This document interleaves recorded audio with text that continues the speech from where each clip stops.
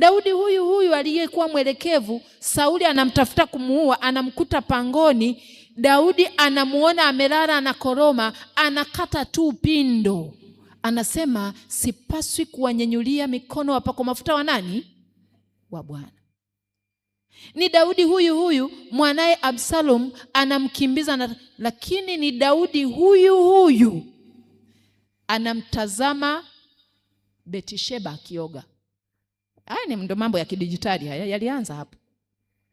Daudi yuko kwenye terrace, anamwangalia Betisheba anaoga, anajua anaambiwa ni mke wa mtu. Daudi anamleta, anafanya uzinzi. Isitoshe anamuua Uria Mhiti kwa kumsaliti.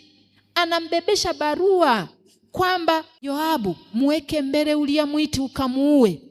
Angalia Uria Mhiti alivyo mwaminifu. Yaani amebeba barua, nadhani hata alipokuwa anapita kwenye mito anahakikisha ile barua isifanye nini? Isilowane, lakini imeandikwa muweke Uria Mhiti mbele ukamuue. Daudi anamuua Uria Mhiti, anamaliza anamuua Betisheba bila aibu, lakini eti Mungu alimsamehe. Ni kitu gani ambacho umefanya hicho ambacho Bwana hawezi kusamehe? Na bado Mungu anasema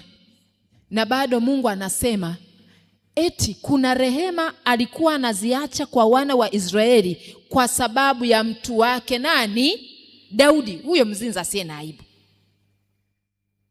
Eti anasema kwa sababu ya mwanangu rafiki yangu Daudi sintautoa ufalme wote kwenye mikono ya uzao wa Daudi. Nitaacha makabila mawili kwa sababu ya Daudi mwanangu kipenzi changu.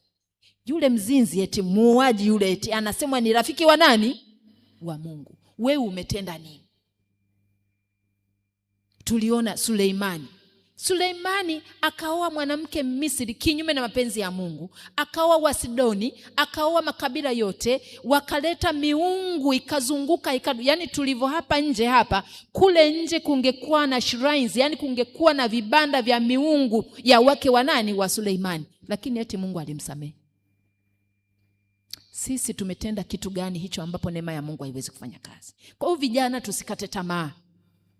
Tusikate tamaa. Kuanguka na kusimama ndo kazi iliyomtoa Yesu wapi? Mbinguni. Na akaja akatufilia ili tupate wokovu, ili tupate rehema. Ili utakaposimama ukajenga nyumba ikasimama, hao wanao uliowazaa wakawa kama Yefta. Yefta alizaliwa nje ya ndoa, unajua, tena kwa mwanamke kahaba kabisa, lakini akaja kuwa mwamuzi. Kwa hiyo Mungu tusimfikirie katika hali ya